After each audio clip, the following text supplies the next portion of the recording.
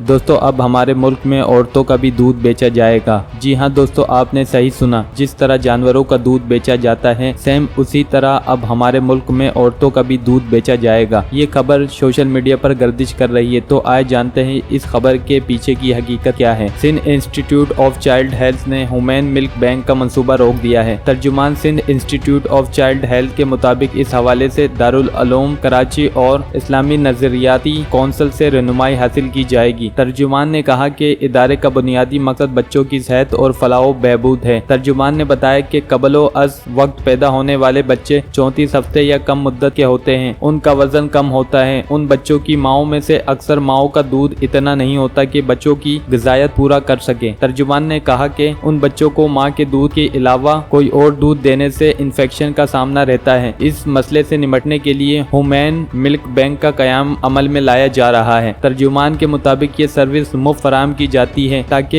खरीदो फरोख्त का कोई तस्वुर ना हो सके। तर्जुमान ने मजीद बताया कि मुस्लिम बच्चों को सिर्फ मुस्लिम माओं का दूध पिलाया जाता है। नाज़रीन, अब मेरा सवाल आप लोगों से है, हमें कमेंट सेक्शन में ज़रूर बताएं ऐसा करना जायज़ है या नाजायज़। अगर ऐसा होने लगेगा तो हमारी माएँ, बहनें और जितनी भी औरतें हैं वो अपना दूध बेचती फिरेंगी और एक ये नया कारोबार जन्म ले लेगा पाकिस्तान के अंदर। क्या ये काम करना जायज़ है या नाजायज़ है? कमेंट सेक्शन में हमें ज़रूर बताएं और अपनी राय का इजहार ज़रूर करें।